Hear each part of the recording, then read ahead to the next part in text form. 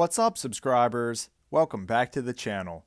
In this video, we'll be talking about some updates for ChargePoint stock, trading under the ticker CHPT. But first, if you haven't already, be sure to subscribe so that you get notifications about our future videos talking about the stock market and personal finances. And while you're down there, if you haven't already, be sure to check out the links in the description to get your free shares of stock from Webull whenever you open and fund your account, as well as $10 of free Bitcoin from Coinbase whenever you open your account and make your first $100 purchase of cryptocurrency. And don't forget to smash that like button for the YouTube algorithm and to help support my channel. So grab a cup of coffee or your favorite beverage of choice, and let's jump into it. We last talked about ChargePoint stock here on my channel a couple weeks ago. And since that video, ChargePoint stock has been in the midst of a sell-off once again, with ChargePoint stock currently trading at around $20 per share at the time that I'm recording this video. But despite the recent sell-off in ChargePoint stock, ChargePoint continues to grow as a company, with management announcing great financial results in their recent third quarter earnings report, which they announced earlier this week on December 7th, with ChargePoint announcing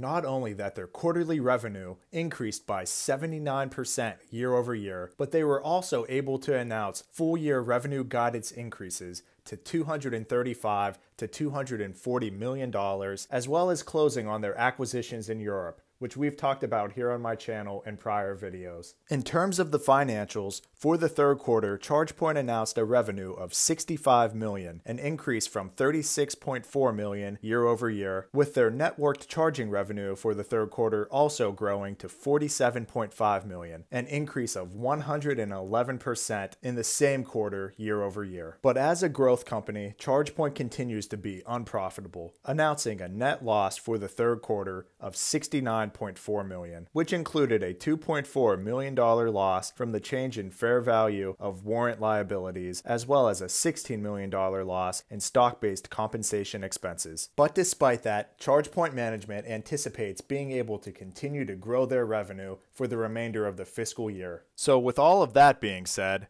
what are my thoughts about ChargePoint as an investment? As a long-term investment, I personally believe that ChargePoint continues to be a steal whenever it's trading at these current levels. And personally, I will continue to pick up additional shares of ChargePoint anytime that it's trading under $20 per share, and use this opportunity to add some additional shares of CHPT to my portfolio this past week. Here in the short term, I anticipate ChargePoint stock to continue to be volatile, trading between a range of $20 to $30 per share over the next year or so. But as a long-term investment, there's no denying that ChargePoint has a ton of growth ahead of it. And I anticipate that this company will easily double, if not triple, from its current market capitalization of $6.5 billion. But just remember, my videos are never medical or financial advice. They're merely me researching a company and talking about my opinions about that company based on my research. An investment in ChargePoint, like an investment in all stocks, comes with risk. So if you're thinking about investing in ChargePoint stock, please make sure you're doing your own research before you make any financial decisions. What are your thoughts about ChargePoint? Are you invested in ChargePoint? Are you thinking about investing in ChargePoint stock? Where do you think the share price is going over both the short term and the long term? And what are your thoughts about the quarterly earnings report that ChargePoint just recently announced?